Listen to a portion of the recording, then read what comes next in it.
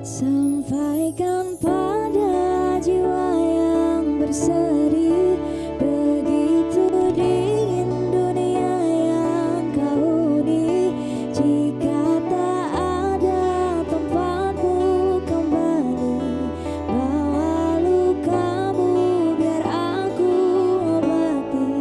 Tidakkah letih kakimu berlari, adakah hal yang mereka mengerti? Beri waktu untuk bersandar sebentar. Selama ini kau hebat, hanya kau tak didengar.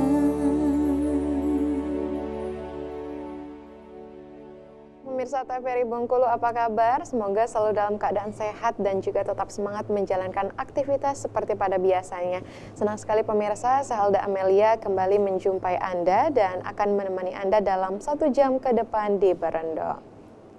Nah pemirsa, tema kita di Berendo kali ini akan sangat relate atau akan sangat pas bersama dengan mahasiswa dan juga mahasiswi yang sedang menjalankan penelitian atau skripsi. Ini titik-titik terakhir ya, jadi akan sangat bermanfaat untuk pemirsa di rumah, tentu terkhusus mahasiswa dan juga mahasiswi. Kita akan ngobrol-ngobrol bersama dengan Mbak Yunda. Nah, sudah hadir bersama kita.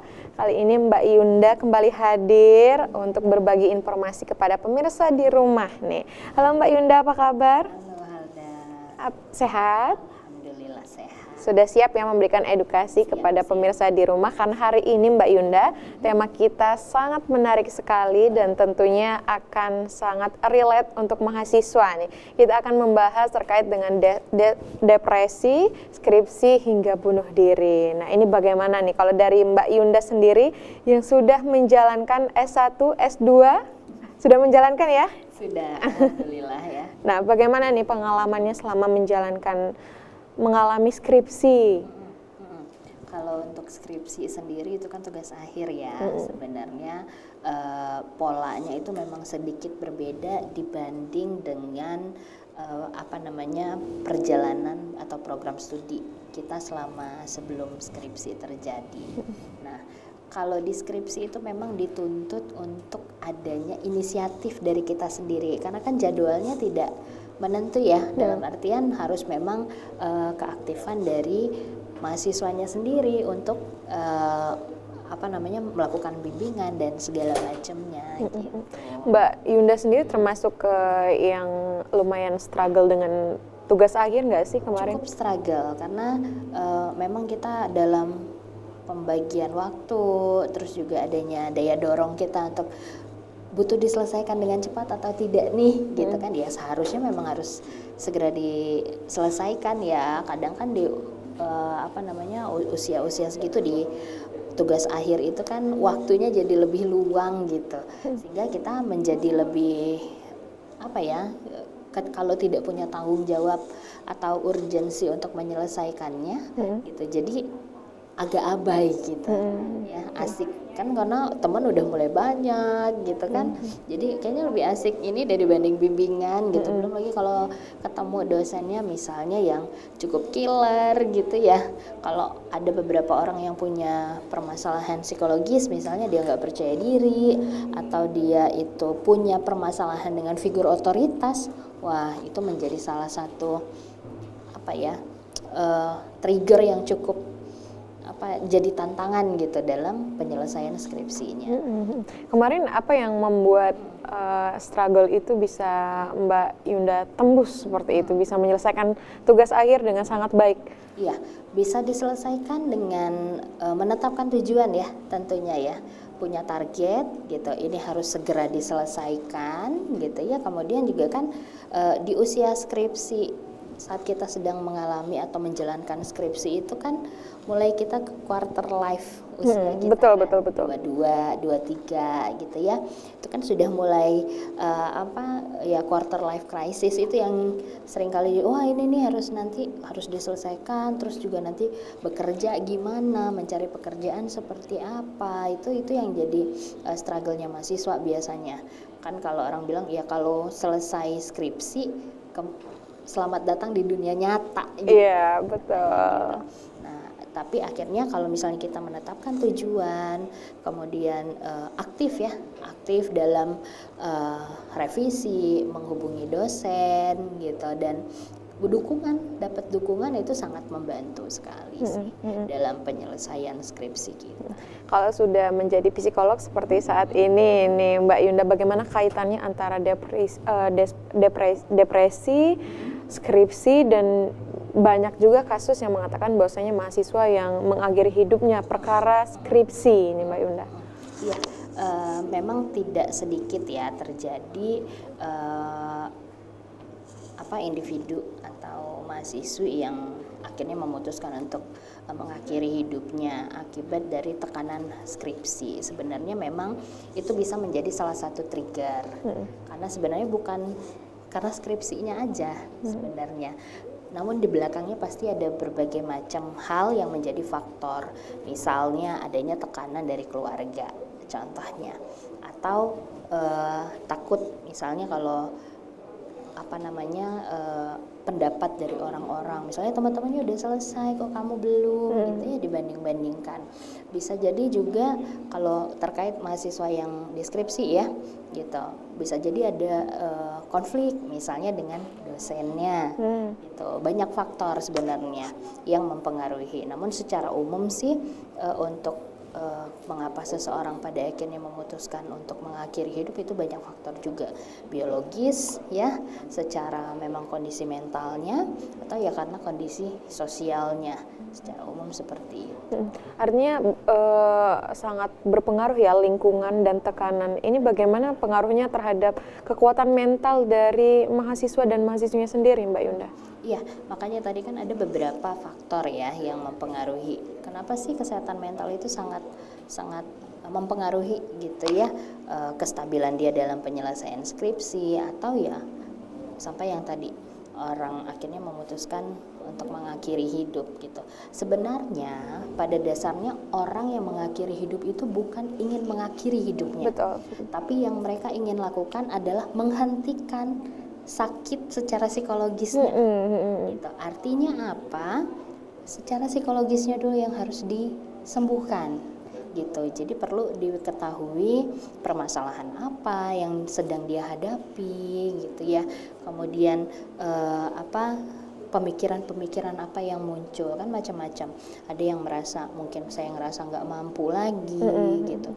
Ada yang ngerasa bersalah gitu ya, mereka akan lebih bahagia tanpa saya Betul, gitu. betul. Dan berbagai macam pemikiran-pemikiran yang mengarah ke percobaan untuk mengakhiri hidup. Karena mereka mungkin merasa akan selesai jika mengakhiri hidupnya. Iya. Oke, baik, sangat menarik pemirsa, tapi kita akan jeda terlebih dahulu dan akan kita lanjutkan setelah jeda pariwara berikut ini. Jangan kemana-mana, tetap saksikan Peredo.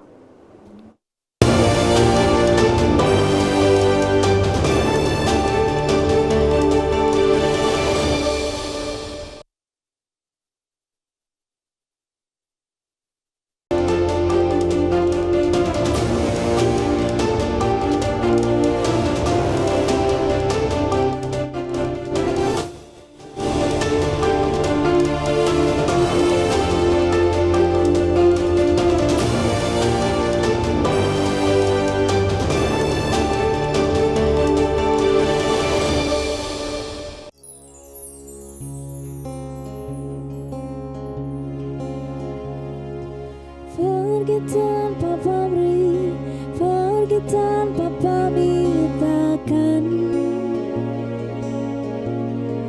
kesana kemari tanpa arah, serta ratusan makian.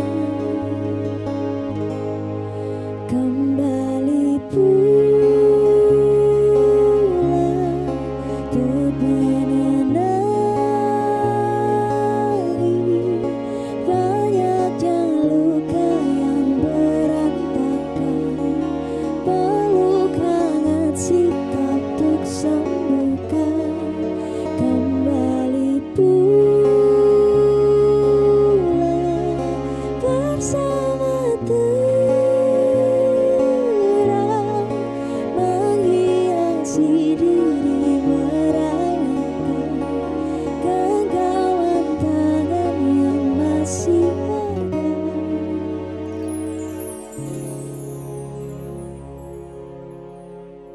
kembali menyaksikan Berendo hari ini masih bersama dengan Mbak Yunda. Tapi Mbak Yunda, sebelum kita lanjutkan obrolan kita hari ini, kita akan panggilkan terlebih dahulu narasumber kedua. Ada Ibu Neneng Marlina selaku akademisi dari Universitas Bengkulu. Kita akan ngobrol-ngobrol bersama dengan Ibu Neneng juga. Halo Ibu Neneng. Mohon maaf sedikit terlambat, Mbak. Tidak apa-apa Ibu. Apa kabar Ibu? Alhamdulillah baik, Mbak, Ibu. Salam kenal. Salam kenal kita semua ya, karena Ya. baru bertatap muka. Bagaimana kegiatannya hari ini? Alhamdulillah cukup padat, Mbak. Tadi sedikit terlambat juga kan ada beberapa urusan dulu. Ada beberapa keperluan tapi tetap hadir pada hari ini untuk Allah, iya. ngobrol bersama dengan pemirsa di rumah. Nah, Ibu Neneng selaku akademisi Universitas Bengkulu, betul? Betul? Sebagai dosen, Ya. fakultas apa Ibu? Saya dari Fakultas Ilmu Sosial dan Ilmu Politik Universitas Bengkulu, khususnya dari Prodi Magister Ilmu Komunikasi. Artinya sudah biasa bertemu dengan berbagai macam Ya. mahasiswa, Karakteristik mahasiswa ya. Iya. Pas sekali karena hari ini kita membahas terkait dengan skripsi ini, skripsi. Kalau dari Ibu Neneng sendiri melihat banyaknya fenomena dari mahasiswa yang akhirnya memutuskan untuk mengakhiri hidupnya perkara dengan skripsi ini, bagaimana Ibu Neneng? Baik, terima kasih pertanyaannya, Mbak. Sebetulnya alhamdulillahnya gitu ya di kampus kami jangan sampai ada, Mbak. Mudah-mudahan karena ini kita terus jaga ya untuk masalah mental isu ini, karena tapi kita tidak pungkiri ya bahwa fenomena ini memang ada mungkin di beberapa kampus lain mungkin ya, tapi saya rasa boleh ya sedikit mungkin terlalu tendensius ya kalau misalnya dikatakan bahwa skripsi menjadi salah satu faktor penyebab seorang mahasiswa atau mahasiswi bunuh diri, karena saya rasa kalau secara sosiologis mungkin ya saya lihat dari aspek sosiologisnya bahwa saya pinjam sedikit teori dari Emil Durkheim, seorang bapak sosiolog ya. Kalau dia tuh mengatakan bahwa teori bunuh diri itu bukan serta-merta karena terjadi tiba-tiba, tapi karena ada tekanan-tekanan sosial, Mbak, di situ gitu. Katanya ada semacam 4 tipe gitu ya, 4 tipe bunuh diri nih karena tekanan sosiologis. Pertama tipe egoistik nih, egoistik suicide katanya. Ini biasanya karena individu itu terlepas dari integrasi sosial, Mbak. Jadi kayak dia itu tidak punya support system yang baik gitu ya, yang bagus, yang memang dia itu kayak terintegrasi dengan lingkungan sosialnya, sehingga di situ karena kelekatan itu hilang gitu, dia nggak punya siapa-siapa gitu, rasanya nggak punya siapa-siapa untuk berbagi rasa gitu ya. Dan yang kedua itu tipe altruism suicide katanya, kalau kata Durkheim gitu ya. Jadi kebalikannya, justru karena daya lekatnya ke lingkungan sosial itu sebegitu lekatnya, dia tuh kayak punya tuntutan yang lebih dari lingkungan sosialnya, sehingga itu yang kemudian menimbulkan tekanan sosial pada si individu ini untuk memenuhi tuntutan-tuntutan dari lingkungan sosialnya. Nah, kemudian yang tipe yang ketiga, Mbak, ini anomy suicide. Ya, kok ini kalau si individu katanya secara sosial itu kayak nggak punya arah dan tujuan gitu, kayak hampa gitu ya dalam hidup itu ngapain gitu. Bingung ya mau ngapain. Betul. Gitu. Nah, yang mungkin yang saya pikir nih relate banget nih ya dengan keadaan kita sekarang, keadaan mahasiswa kita sekarang, itu yang namanya fatalistic suicide. Nah, kalau ini tuh ngelihat bahwa adanya perubahan sosial yang memang cukup signifikan, Mbak. Tekanan-tekanan sosial yang memang tumbuh karena seiring dengan perubahan sosial yang terjadi. Tekanan-tekanan sosial itu Mbak mungkin bisa lihat sendiri ya, gaya hidup kita berubah, betul, gitu kan. Perubahan misalnya, mungkin saya bisa bilang generasi sekarang mengalami bahasanya insecurity gitu ya. Rasa ketidakpercayaan diri, rasa tidak aman gitu dalam menghadapi situasi saat ini. Mbak mungkin lihat dari perkembangan teknologi informasi komunikasi aja udah sebegitu cepat ya. Banyak para pakar melihat bahwa banyak jenis pekerjaan yang hilang, yang kemudian digantikan dengan teknologi atau kecerdasan buatan. Ini adalah situasi-situasi yang membuat generasi sekarang itu ngerasa, aduh nanti ke depannya saya gimana nih. Ada tekanan-tekanan sosial yang secara langsung maupun tidak langsung itu membuat dia takut untuk menghadapi masa depan gitu. Nah, sehingga mungkin Mbak lihat dari perkembangan teknologi dan informasi ini, Mbak lihat gaya hidup kita berubah. Sudah berubah. Ya, betul. Nah, generasi sekarang juga mungkin cenderung tidak menikmati proses, Mbak. Betul. Tidak menikmati proses. Lain dengan angkatan saya dulu ya, mahasiswa kita tuh ya Bu ya. Kita pakai buku manual, Mbak.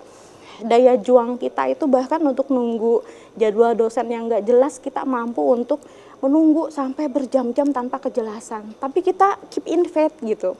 Survive gitu ya. Betul, kita istiqomah gitu ya usianya, komitmen gitu. Tapi Mbak lihat sekarang ya, fenomenanya berganti. Kita dosen itu yang justru nunggu mahasiswa, Mbak.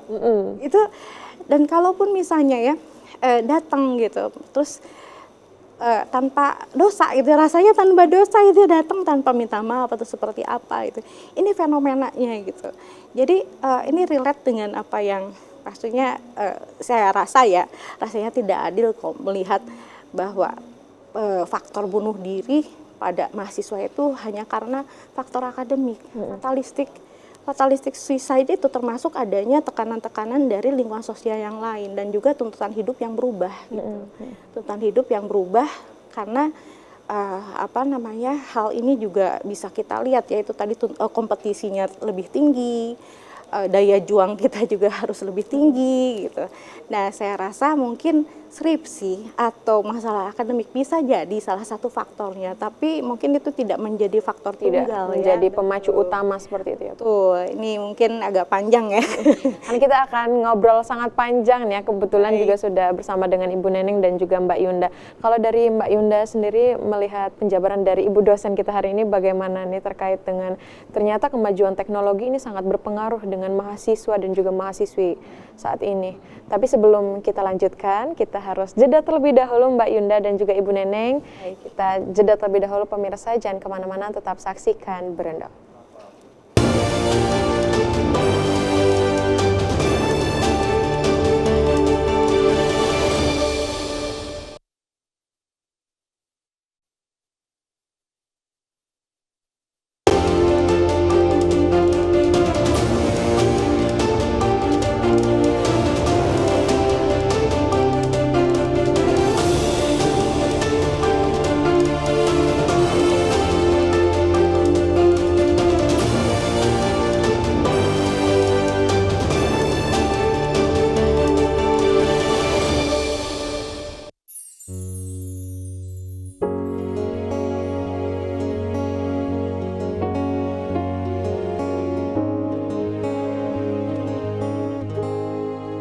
Apapun yang kau cinta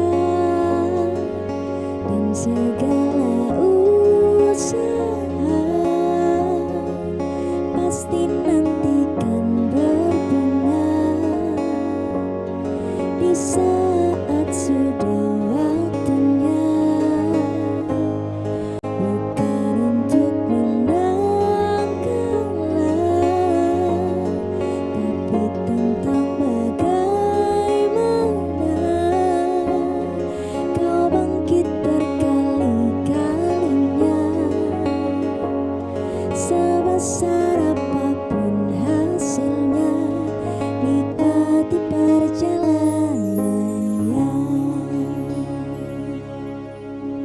Baik pemirsa, terima kasih Anda kembali menyaksikan Berendo. Hari ini masih bersama dengan Ibu Neneng dan juga Mbak Yunda. Kita kembali ke Mbak Yunda karena sangat menunggu jawaban dari Mbak Yunda nih. Silakan dilanjutkan Mbak Yunda. Iya, seperti yang sudah disampaikan oleh Bu Neneng tadi ya, memang ada beberapa jenis bentuk dari faktor yang mempengaruhi atau membuat seseorang itu akhirnya memutuskan untuk mengakhiri hidup, dan memang skripsi itu tidak menjadi salah satu faktor utama ya, nggak dijadikan kambing hitam gitu. Sebenarnya memang apa yang terjadi pada kita saat ini itu kan bukan sesuatu yang tiba-tiba terjadi. Biasanya bentuk tekanan itu adalah tumpukan dari tekanan-tekanan sebelumnya, atau emosi juga itu adalah tumpukan dari emosi-emosi sebelumnya yang belum selesai. Seperti tadi yang sempat saya jelaskan bahwa memang kalau dilihat memang ada beberapa faktor biologis, misalnya dia punya keluhan kesehatan fisik, misalnya penyakit yang berat, misalnya itu bisa menjadi salah satu pemicu ya. Kemudian juga faktor kesehatan mentalnya sendiri, misalnya dia punya sebenarnya gangguan atau keluhan kesehatan mental yang selama ini tidak teratasi, misalnya gangguan kecemasan, atau yang paling sering disangkut pautkan ya dengan pilihan seseorang mengakhiri hidup itu adalah depresi, yang dibilang sebagai silent killer katanya, seperti itu.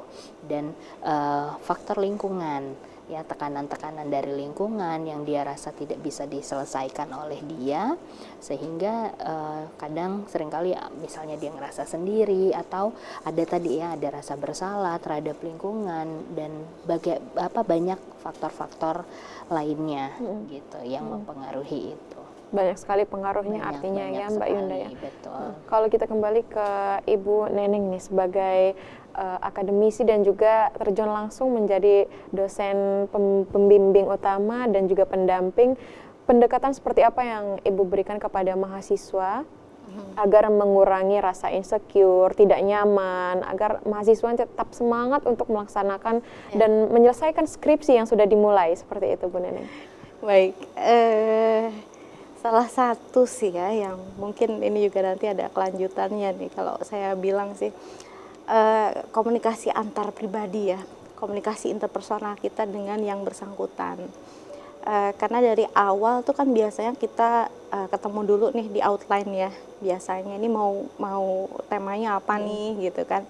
Penunjukan dari program studi kan biasanya diarahkan sesuai dengan kepakaran dosen pembimbing utama dan pembimbing pendampingnya ya biasanya. Maka biasanya tema mahasiswa yang kita bimbing juga sebaiknya sih memang relate dengan kepakaran kita juga. Nah, tapi biasanya ada juga jenis mahasiswa yang memang kayak dia tuh milih tema yang istilahnya itu yang penting ini gampang nih buat saya gitu kan, gampang dilakukan nanti pada saat penelitian, walaupun mungkin secara kebutuhan akademis itu kurang ini ya, kurang kebermanfaatannya tidak terlalu, atau mungkin kurang adanya inovasi baru lah gitu dalam penelitiannya. Nah, ini biasanya sih saya lakukan pendekatan interpersonal dulu ya. Saya tanya dulu nih, kamu tuh sukanya tema-tema seperti apa gitu, menurut kamu yang menarik itu yang seperti apa gitu, fenomena yang seperti apa yang menurut kamu tuh membuat kamu tuh tertarik. Karena percuma saya bilang kalau kamu nggak tertarik tema penelitianmu itu biasanya secara psikologis jadi malas ngerjainnya ya Mbak ya gitu. Jadi biasanya yang bikin mandek itu di situ, kayak tidak ada pacuan gitu ya Bu ya. Tuh, jadi kayak ngeblank di tengah-tengah gitu loh Mbak. Jadi kadang banyak tuh yang kayak gitu tuh, stuck gitu ya, mereka bilang stuck Bu gitu. Ya karena dari awal memang minat untuk meneliti ke situnya itu kurang, karena kayak mereka kepaksa untuk milih itu biar cepetnya aja gitu. Nah, jadi ya awalnya sih ya baiknya memang tanya sih secara personal langsung gitu, kita kenali dulu nih karakteristik anaknya seperti apa gitu, dia tuh sukanya jenis bimbingan yang bagaimana gitu ya, walaupun ya itu juga perlu penyesuaian dengan waktu kegiatan kita yang lain juga gitu. Ya termasuk juga kesepakatan kita.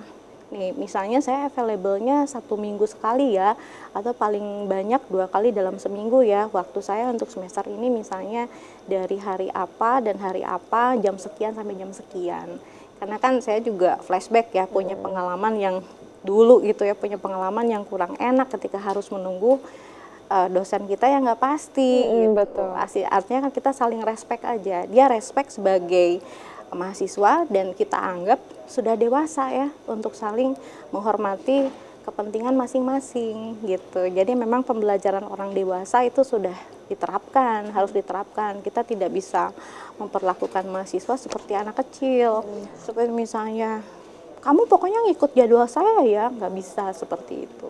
Jadi kita bergening dari awal gitu ya, enaknya seperti apa, dia sukanya tema yang seperti apa, kesepakatan jadwal bimbingan seperti apa, kemungkinan-kemungkinan yang terjadi mungkinnya yang ada jadwal mungkin yang sudah dijadwalkan tapi ternyata tiba-tiba ada kegiatan yang sifatnya dadakan. Nah, itu juga bisa dilakukan, misalnya kesepakatannya kita online dulu ya gitu, atau mungkin dilakukan dengan alternatif yang lain gitu. Ini seru nih ya kalau dosennya kayak Bu Neneng ya, bisa diajak komunikasi ya Bu Neneng ya. Tapi banyak juga struggle dari mahasiswa mungkin yang dosennya agak sulit diajak komunikasi, sulit untuk ditemui. Seperti itu bagaimana Bu Neneng untuk pendapatnya? Iya, saya rasa jangan putus asa sih ya. Harus dikejar terus ya Bu Neneng ya? Tuh, tapi jangan kayak neror juga ya. Maksudnya tuh diingatkan saja ya, diingatkan bahwa karena sangat mungkin karena gini Mbak, kadang kita juga tanpa kita sadari dalam waktu beraktivitas dalam satu hari itu, misalnya nih kita lagi banyak nguji, biasanya kan numpuk tuh jadwal nguji tuh kalau lagi mau masuk ke dekat-dekat wisuda ya, betul. Itu numpuk banget ya. Kita bahkan nggak sempat makan siang Mbak gitu, bahkan seperti itu. Nah jadi kadang respon kita di WA itu juga cukup lambat sehingga tertumpuk-tumpuk tuh di bawah, sangat mungkin belum kebaca atau seperti apa ya, mungkin besoknya bisa dicoba lagi. Ini juga sebetulnya salah satu latihan mental ya buat saya. Betul, karena kita nggak tahu loh setelah kuliah ini kita akan menghadapi masalah hidup yang seperti apa. Istilahnya tuh kayak dikasih kayak gitu aja udah ngeper gitu ya, gimana dikasih ujian yang lebih dari itu gitu ya. Artinya inilah gitu ya, ada hal-hal yang harus diambil secara positif, bahwa mungkin ini bisa jadi juga merupakan bagian dari gimana sih cara kita bernegosiasi ya agar tujuan kita tuh tercapai gitu. Dan ini proses yang saya rasa harus learning by doing gitu, nggak ada teorinya seperti itu. Strateginya mungkin ada gitu ya, tapi kan praktekannya atau prakteknya itu kan kadang beda gitu ya. Bagaimana cara kita itu bernegosiasi dengan orang lain tuh biasanya justru karena keadaan-keadaan yang memaksa kita untuk bisa bernegosiasi seperti itu. Memang harus ada tantangan dulu biar seru gitu ya Bu ya. Oke, akan kita lanjutkan lagi pemirsa setelah jeda pariwara berikut ini. Jangan kemana-mana, tetap saksikan Berendo.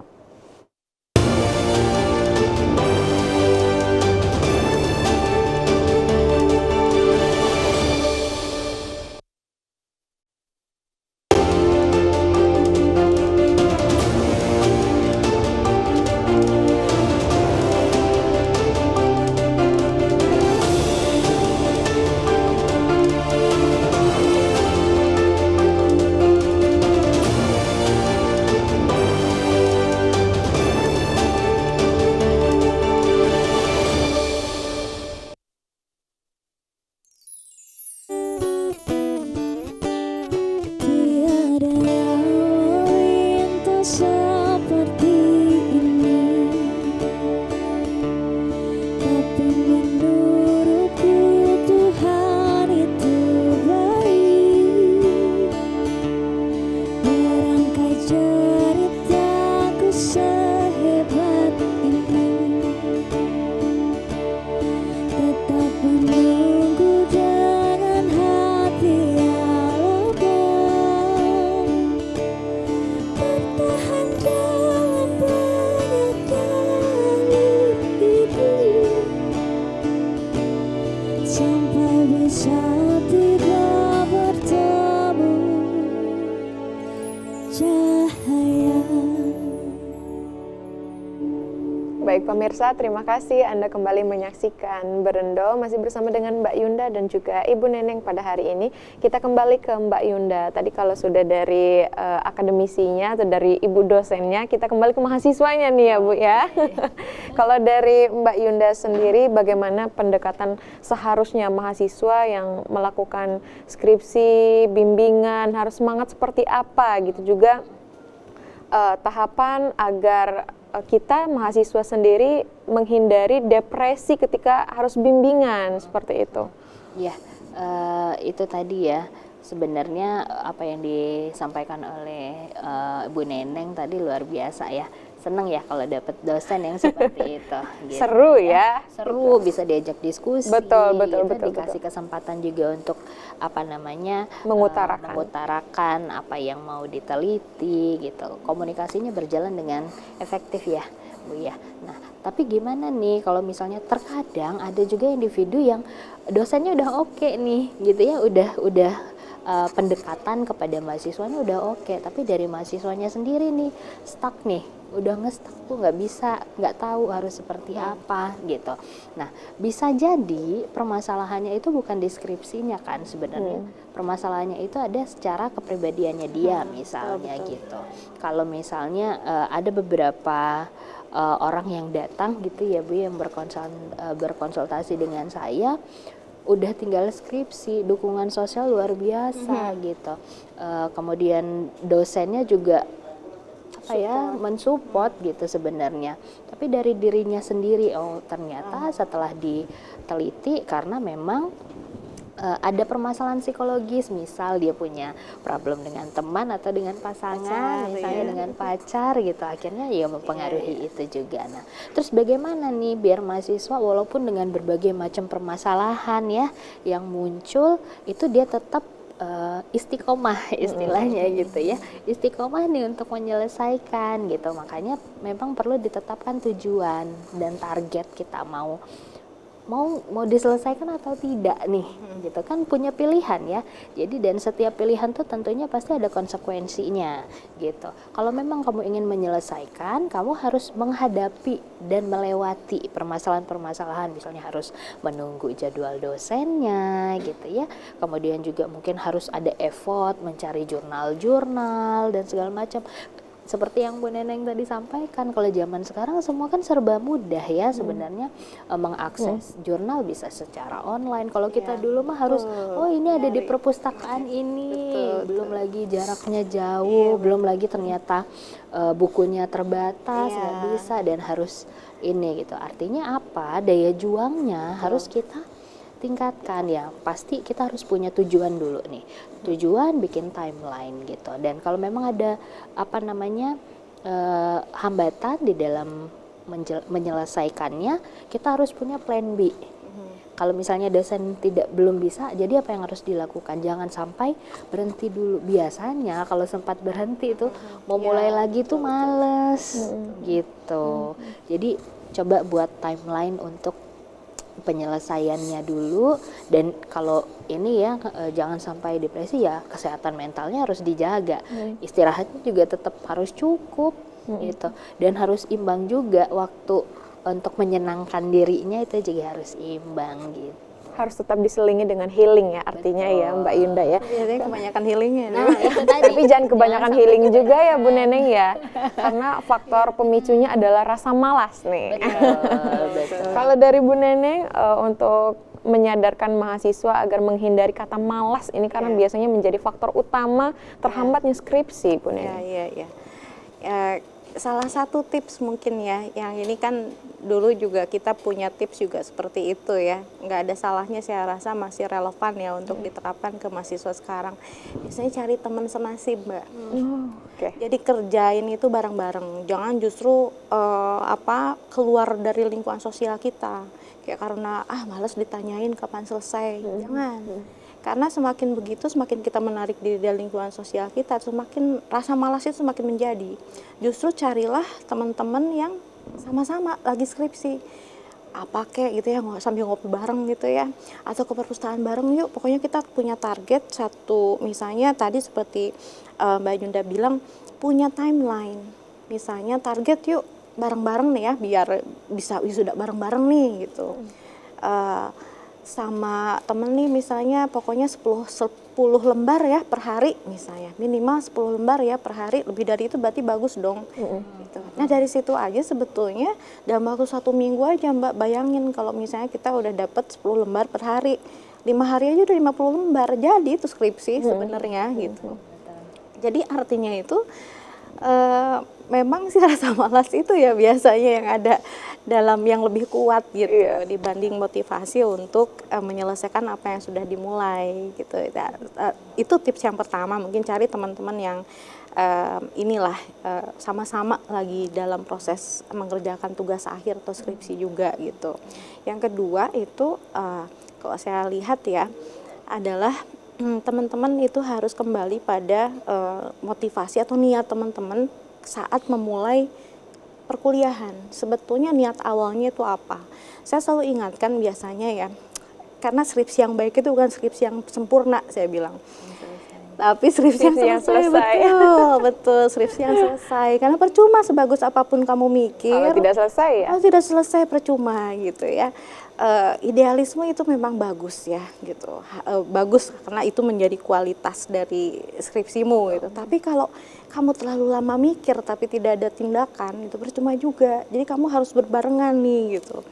Nah, kalau misalnya seperti itu, coba deh balikin lagi, jangan sampai kamu ngerasa nanti satu hari nyesel gitu loh, kamu tidak menyelesaikan apa yang sudah kamu mulai. Karena kita akan merasa berutang terus nih seumur hidup kok kita tidak menyelesaikan apa yang sudah kita mulai. Berutang pada diri sendiri dan juga berutang pada lingkungan sosial kita, terutama orang tua. Ya, itu mungkin jangan sampai menjadi penyesalan gitu. Itu mungkin saya biasanya mengingetin itu ya. Coba deh jangan sampai nyesel. Ayo berjuang gitu ya. Bisa kok. Masa tinggal dikit lagi ya. Ayo coba gitu. Jadi itulah ya, mengembalikan lagi ingatannya ke masa-masa dia waktu mau masuk ke kuliah gitu. Harus sering-sering refleksi nih kayaknya ya, harus diingatkan supaya tidak malas, karena memang malas ini menjadi faktor utama nih pemirsa. Oke, akan kita lanjutkan lagi pemirsa setelah jeda pariwara berikut ini. Jangan kemana-mana, tetap saksikan Berendo.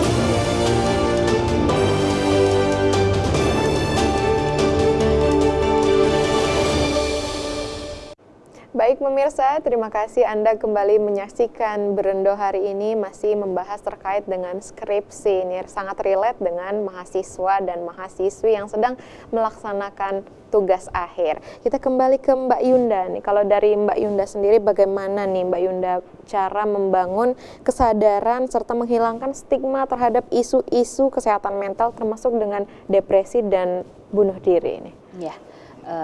Stigmanya masih sangat negatif ya kalau kesehatan mental tuh sepertinya berpikirnya udah kepada gangguan kesehatan mental yang berat. Betul. Overthinking ya. Iya. Betul. Padahal memang ya kita juga tidak bisa membuat ini sesuatu yang sangat sederhana juga gitu. Karena setiap orang kan memaknai setiap permasalahan itu berbeda-beda gitu. Nah, kalau terkait dengan bagaimana stigmanya, memang kesehatan mental itu menjadi faktor yang termasuk faktor penting ya. Selain kesehatan fisik, mental juga itu menjadi sangat penting untuk kita siapkan gitu. Apalagi dalam menghadapi tantangan-tantangan, salah satunya dalam penyelesaian skripsi, karena banyak hal kan bukan cuma ngerjain skripsi, kan ada peran-peran lain ya yang kita jalani dalam keseharian kita gitu. Jadi apa yang harus dilakukan, yang pertama adalah terus terkoneksi, tadi yang sempat Bu Neneng sampaikan ya, sebenarnya terus terkoneksi baik itu dengan teman seperjuangan, cari yang senasib gitu ya, sehingga kita tetap berada di ritmenya tuh, jadi nggak lama vakum gitu, sehingga mau angetnya lagi tuh susah. Kemudian juga pola pikirnya nih, melihat skripsi ini bukan satu momok yang menakutkan, namun memang sama aja kayak tugas-tugas yang lain yang memang harus diselesaikan. Dan boleh kita ingin tugas kita itu menjadi sempurna, itu tentunya perlu ya gitu, sehingga kita mengerjakannya maksimal gitu, nggak main-main asal selesai aja, sehingga nggak ada ketakutan. Kan tadi sempat ngobrol juga ya terkait dengan nanti dosennya ini gimana gitu ya. Mau sesempurna apapun hasil kita toh nanti bakal disidang kok, bakal tetap diuji gitu. Jadi nggak apa-apa, membuat kesalahan tuh nggak apa-apa, setidaknya kamu sudah mencoba. Kalau kamu tetap salah artinya tempat kamu belajar lebih banyak gitu.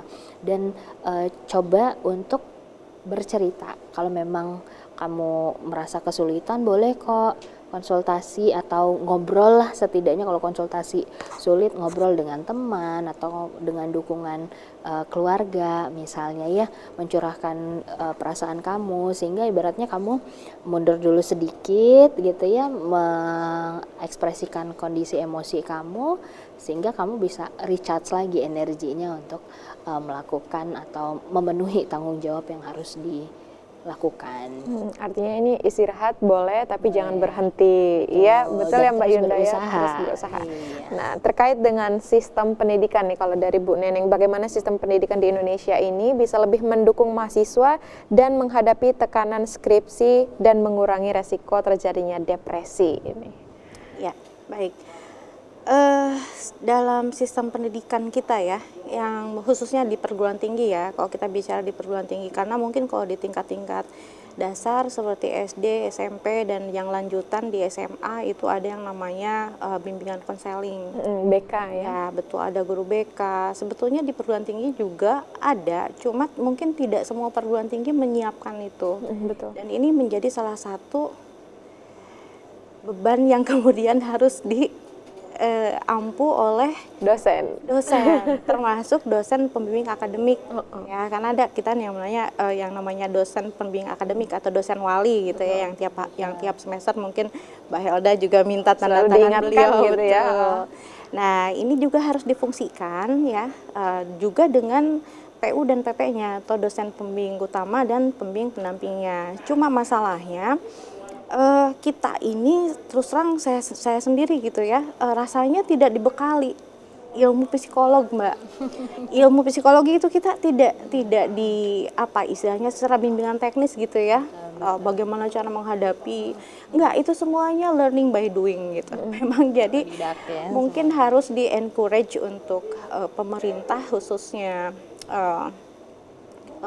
kementerian terkait ya, untuk memang mendorong bimbingan atau pelatihan-pelatihan yang terkait ini bimbingan konseling dan psikolog dan psikologi gitu dalam menghadapi mahasiswa-mahasiswa yang seperti ini gitu, karena sebetulnya ada yang istilah academic burnout atau kejenuhan atau sudah lebih dari jenuh ya, ini sudah masuk pada betul, mungkin Mbak Yunda lebih tahu lah apa itu burnout gitu ya. Burnout itu biasanya kan dialami oleh mereka yang bekerja di perusahaan gitu ya. Nah, ini ternyata di dunia akademik juga ada. Ini bukan cuma dialami oleh mahasiswa saja, tapi juga oleh dosen dan tenaga pendidikan.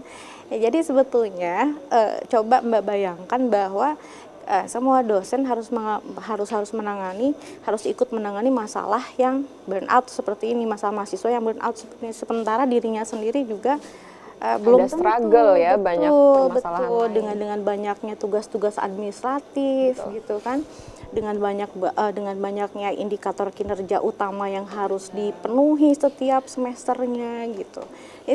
Jadi gimana cara bahwa sistem pendidikan ini sih seharusnya ya memudahkan sivitas akademik itu untuk membentuk lingkungan akademik yang sehat, baik secara fisik maupun secara mental gitu. Nah, ini mungkin yang belum saya dapatkan sih di perguruan tinggi ya, khususnya juga bagaimana pelatihan untuk menghadapi academic burnout ini nih, baik untuk diri sendiri, untuk rekan kerja mungkin, dan juga untuk mahasiswa yang kita bimbing. Jadi istilahnya sebelum menolong orang lain, kita sendiri harus menolong diri sendiri dulu gitu ya, baru mungkin bisa ini. Jadi itu mungkin problem utamanya yang belum ada di perguruan tinggi adalah masalah pelatihan dan bimbingan untuk kita tuh tahu gimana pentingnya mental health, betul, kesehatan mental di lingkungan akademik gitu.